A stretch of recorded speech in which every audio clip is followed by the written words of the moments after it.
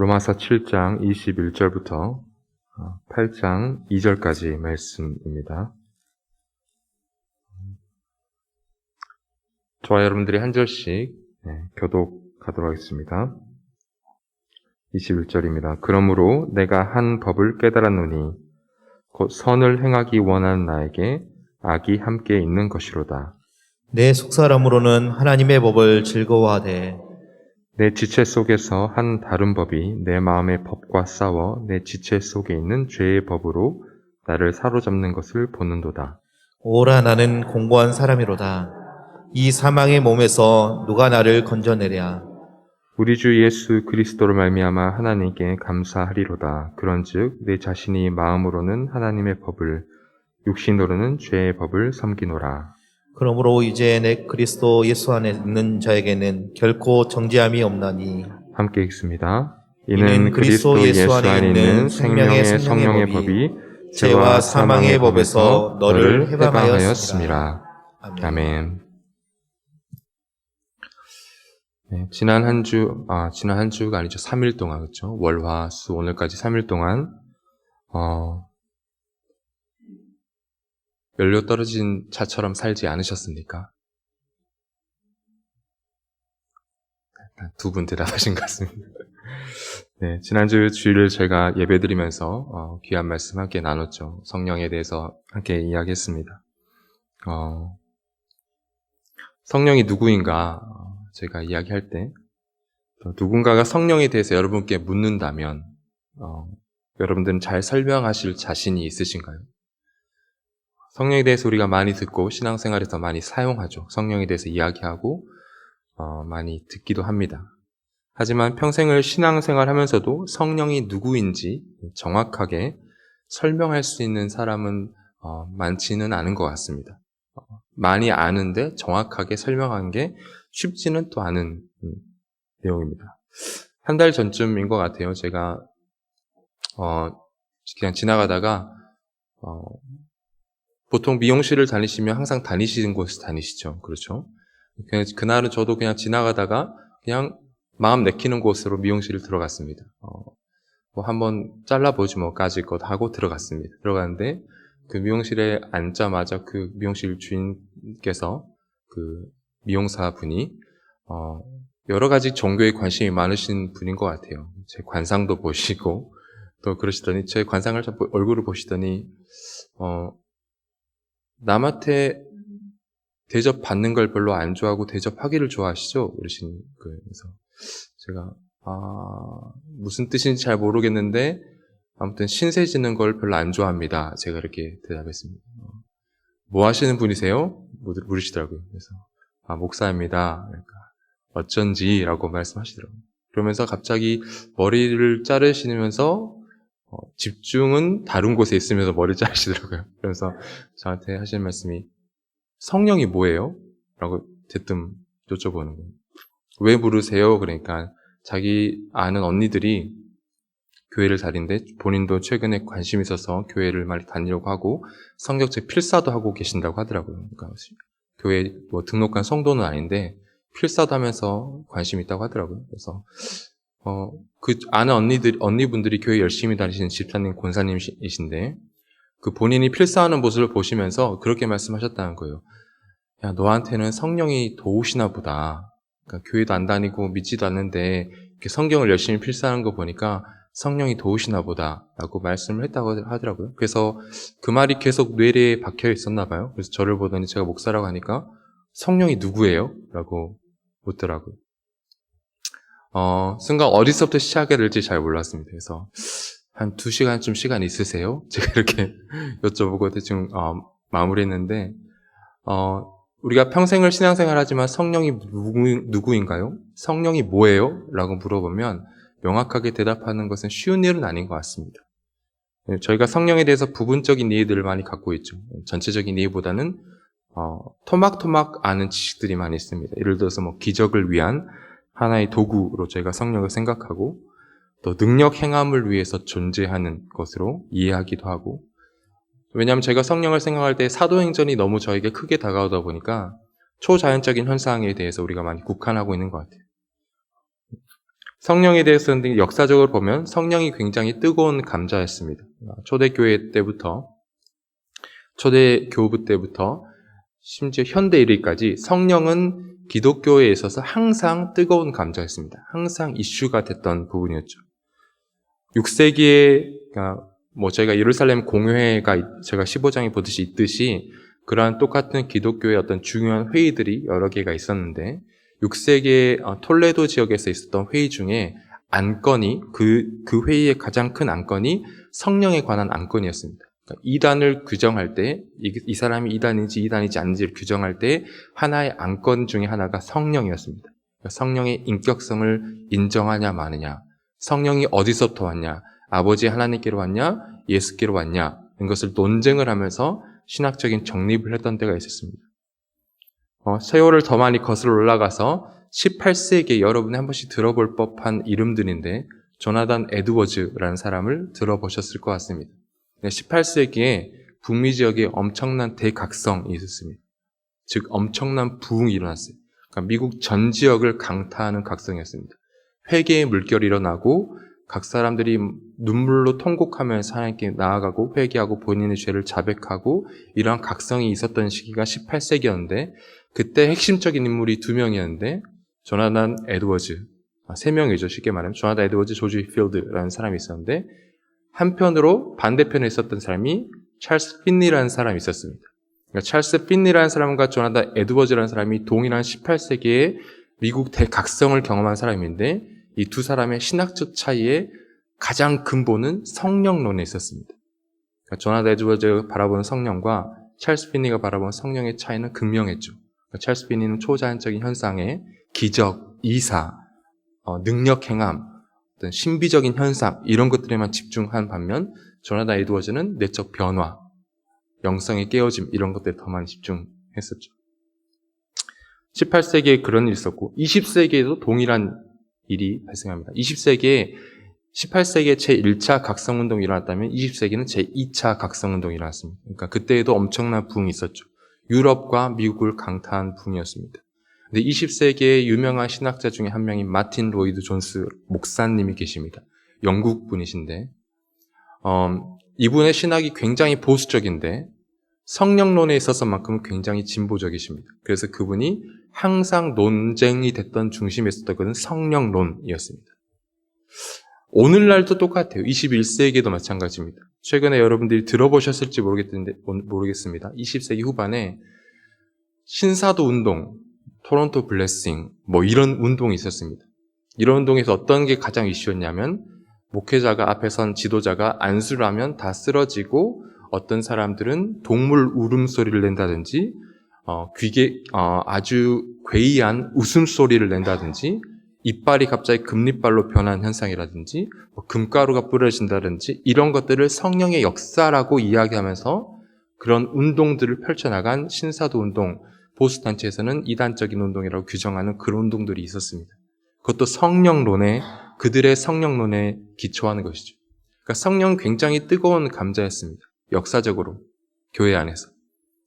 그 이유는 제가 성경에서 보면 구약에서부터 신약까지 성령에 대해서 굉장히 다양하게 묘사하기 때문입니다. 굉장히 다양하게 묘사하고 구약에서는 어떤 특정한 사람, 선지자들, 어떤 신탁이라고 하죠. 하나님의 음성을 듣는 사람이 음성을 대언하는 격의 성령을 이야기도 하고 또 신약에서는 제가 주일날 설교 때 들었듯이 요엘서의 말씀이 성취돼서 모든 사람에게 성령이 오순절 강림 사건에 일어나서 그 성령이 각 사람에게 역사하는 그런 일이 일어나고 또 사도 바울을 보면 성령이 어떤 성화, 신자의 삶에 대해서 일하는 것들을 강조하는 부분도 있습니다. 그러니까 성령이 굉장히 다양하게 성경에서 묘사되고 통일된 모습을 보이기보다는 다양한 모습을 보이기 때문에 그러한 오해들이 발생할 수도 있고 그런 잘못된 이해들이 발생할 수도 있는 것 같습니다.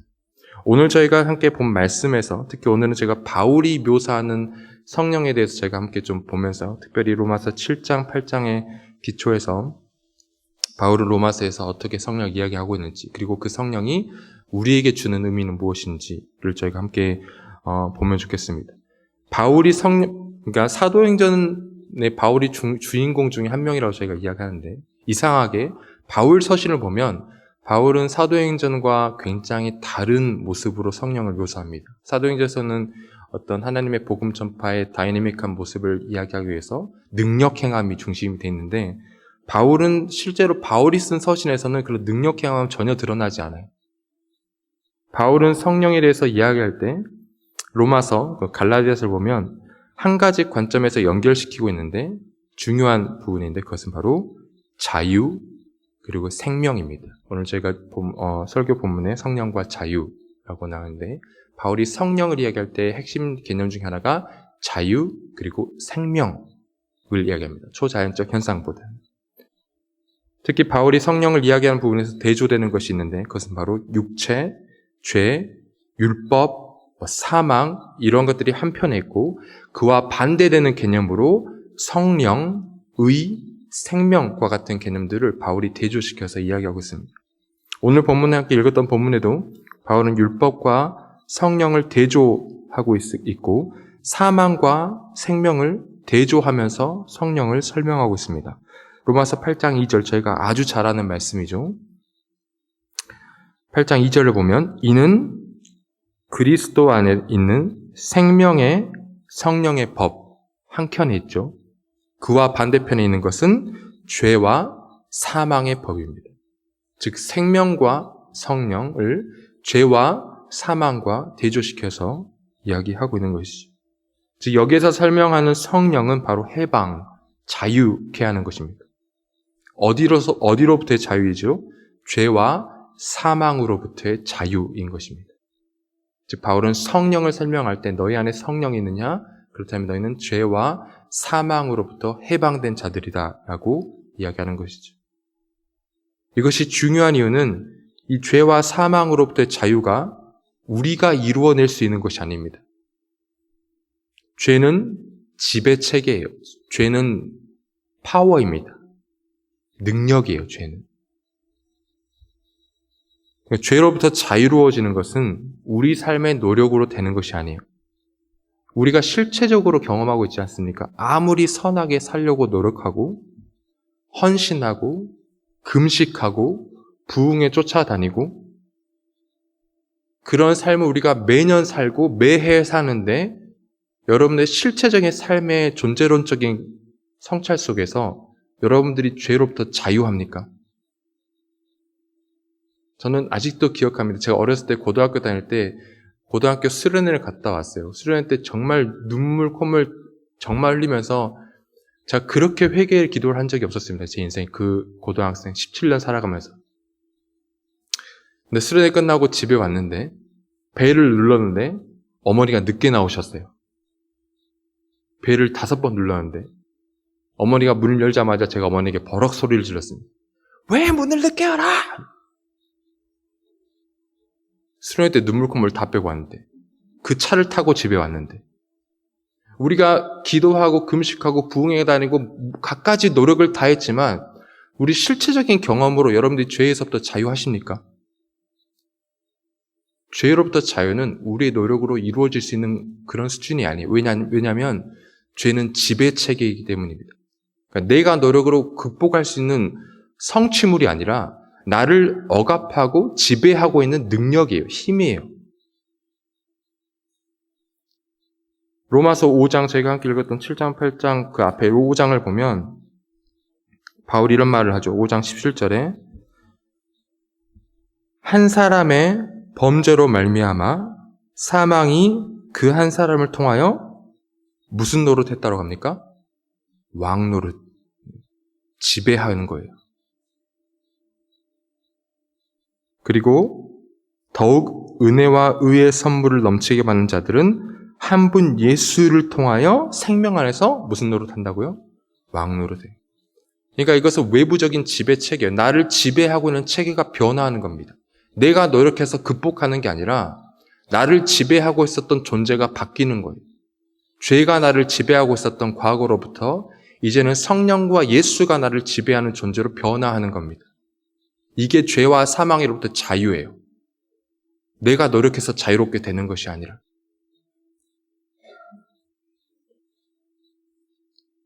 오늘 로마서 함께 읽었던 7장 말씀에도 바울이 이야기하죠. 21절 보면 그러므로 내가 한 법을 깨달았노니 곧 선을 행하기 원한 나에게 악이 함께 있는 거지. 그러니까 나는 원하는데 못해요.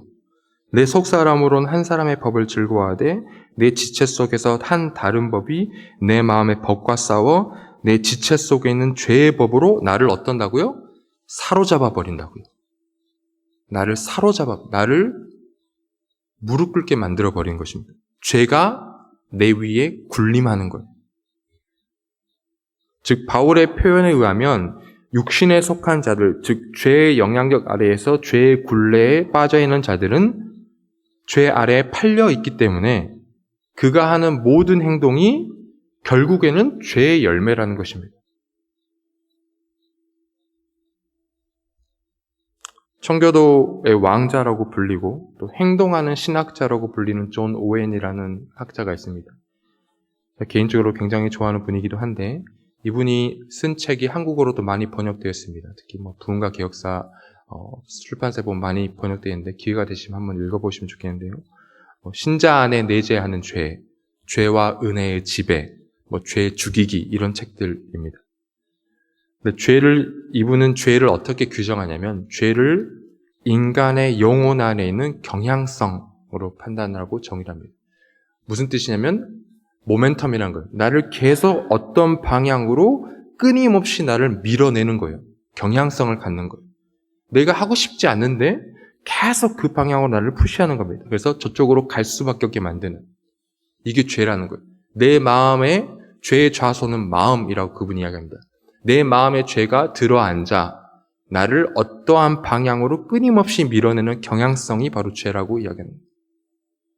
즉 죄 아래 속한 인류는 죄의 지배 아래 살아가며 그 죄가 인간 안에 내재하여 지속적으로 그 경향성을 자극하고 결국에는 나의 행위적 죄로 점철되는 것이죠.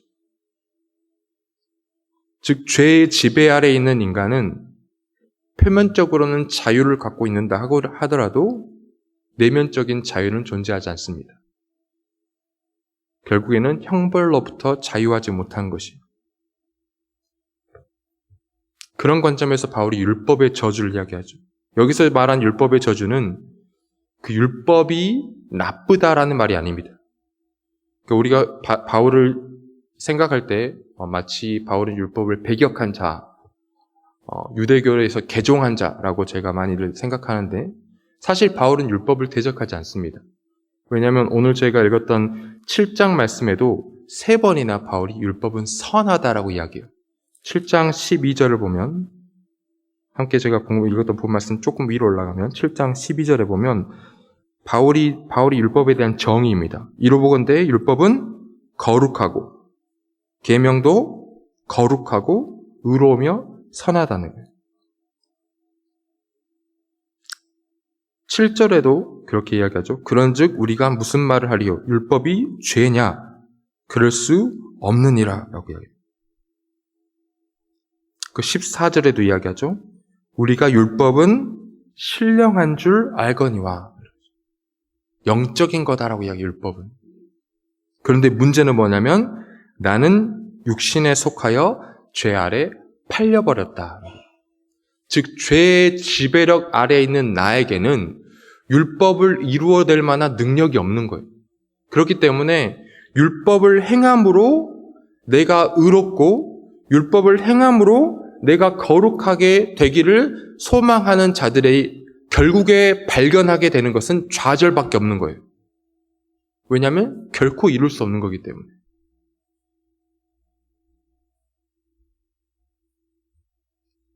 즉 생명을 주는 성령이 아닌 죄와 자신의 악함만을 알려주는 율법을 통해서 구원을 얻으려고 하는 자는 결코 생명을 얻을 수가 없다는 겁니다. 이것을 깨달은 끝에 바울이 오늘 말하는 게 오호라 나는 공고한 자로다라고 이야기하는 거예요. 왜냐하면 난 율법을 사랑하고 율법을 사모하는데 율법이 선하며 거룩하고 계명이 신령한 줄 내가 알아서 내 마음의 법이 율법을 원하는데 내가 원하는 것을 하지 않고 내가 원하지 않는 것을 해버리는, 내 마음속에 다른 한 법이 나를 사로잡아 율법을 지키지 못하게 만들어버리는, 그래서 오호라 나는 곤고한 자다. 누가 나를 이 죄와 사망에서 건져낼까라고 이야기하는 것입니다. 한 가지 생각해 볼 것은 사도 바울이 자신이 행위적인 죄를 발견해서 이런 탄식의 고백을 했을까요? 빌립보서 보면 사도 바울이 매우 흥미로운 자기 정체성을 드러냅니다. 빌립보서에 보면 바울이 이렇게 해요. 나는 율법으로는 흠이 없는 자다 라고 이야기합니다. 그러니까 바울은 존재적인 갈등을 안 거예요. 내가 마음이 원하지만, 그리고 내 실제 행동은 율법을 지키는 것처럼 보이지만 실제 내면에서는 내가 죄의 지배를 받고 있기 때문에 결국 나는 율법을 통하여 의로움과 생명을 얻을 수 없는 존재구나 하는 것을 깨닫는 것입니다. 이러한 내적 갈등과 고통 끝에 우리가 함께 읽은 8장 1절 2절의 고백이 나오는 겁니다. 바울이 8장 1절에서 이렇게 얘기하죠. 그러므로 이제 그리스도 예수 안에 있는 자에게는 결코 정죄함이 없나니 이는 그리스도 예수 안에 있는 생명의 어떤 법이요? 성령의 법이 죄와 사망의 법에서 너를 해방했다는 것. 즉 죄와 사망의 굴레, 율법의 저주를 벗어나게 할 수 있는 유일한 일은 생명의 성령의 법이라는 것입니다. 성령은 자유의 영인 줄로 믿으시기 바랍니다. 고린도후서 3장 17절에 이렇게 이야기하죠. 주의 영이 계신 곳에는 뭐가 있다고요? 자유함이 있습니다. 죄와 사망의 권세로부터 자유롭게 하는 영이 성령인 것입니다. 율법의 저주로부터 자유롭게 하는 영이 성령인 것입니다. 사망밖에 없던 나의 삶에 생명을 가져다 주는 것이 바로 성령의 능력인 것입니다. 이와 같은 성령은 사실 구속사에 매우 중요한 위치를 차지하고 있죠. 아브라함에게 주신 하나님의 언약, 하나님께서 아브라함을 선택하실 때 약속하시죠. 내가 너에게 복을 주고 너를 복의 근원으로 만들겠다. 그리고 너를 통하여 모든 민족이 복을 받을 것이다 라고 이야기했어요. 그리고 그 약속의 성취가 예수를 통해서 이루어졌고 그 효력이 성령을 통해서 모든 사람에게 퍼져나간 것입니다. 즉 단순히 아브라함 한 사람만을 선택하거나 이스라엘 족속만을 위한 언약이 아니라 하나님은 그 아브라함에게 주신 그 언약 안에 이미 온 인류를 향한 하나님의 구원 계획을 포함하고 계셨습니다. 그렇기 때문에 이스라엘의 혈통적인 후손이 아니라고 하더라도 성령을 주심으로 이방인도 아브라함에게 허락한 복의 효력이 동일하게 적용되는 것입니다. 그 성령의 역사하심으로 인해서 이스라엘 혈통적인 자손은 아니지만 그 성령의 역사함으로 아브라함에게 허락한 복을 동일하게 받고 있는 사람들이 누구입니까? 저와 여러분들이죠. 우리는 유대인이 아닙니다. 그렇죠? 본래 우리는 하나님의 언약 백성이 아니었습니다. 호세아가 말한 것처럼 로암미, 우리는 하나님의 백성이 아니었습니다.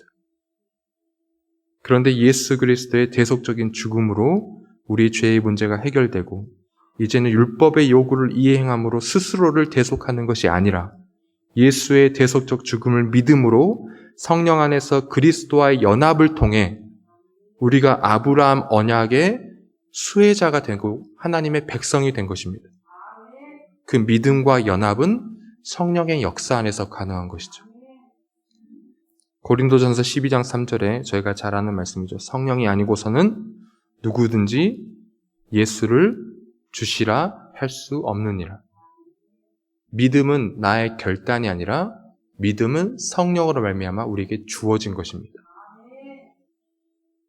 로마서 8장 11절에도 이렇게 말씀하죠. 예수를 죽은 자 가운데서 살리신 이의 영이 너희 안에 거하시면 그리스도 예수를 죽은 자 가운데서 살리신 이가 너희 안에 거하시는 그의 영으로 말미암아 너희 죽을 몸도 살리시리라. 이와 같은 관점에서 바울은 이야기합니다.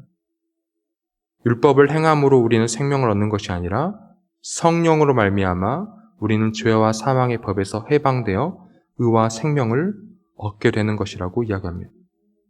최초 인류인 아담에게 생기를 불어넣어 그를 생명이 되게 하신 하나님, 에스겔의 마른 골짜기에 죽어 말라버린 뼈에게 생령, 즉 성령을 불어넣어 소생시키시고 군대가 되게 하신 하나님께서 우리에게 동일하게 성령을 불어넣어 주심으로 우리가 생명을 얻고 하나님의 백성이 되게 하신 것입니다. 근원과 뿌리가 죄이기 때문에 우리의 삶의 모든 열매가 죄밖에 없어야 마땅합니다. 하지만 하나님께서 우리를 사랑하심으로 진리 되신 그리스도를 통하여 우리를 죄의 억압과 속박에서 해방시키신 것입니다. 이것이 바로 우리가 경험하는 참된 자유이고 해방인 것입니다. 사랑하는 성도님들, 복음은 자유로의 초대입니다. 복음은 여러분에게 짐을 지워주지 않습니다. 복음은 자유로의 초대예요. 이 자유는 내가 외부의 압력에 매이지 않고 혹은 내가 하고 싶은 것을 마음대로 하는 그런 자유가 아니라 예수 그리스도가 주는 자유는 죄의 멍에를 벗어버리게 하는 자유인 것입니다.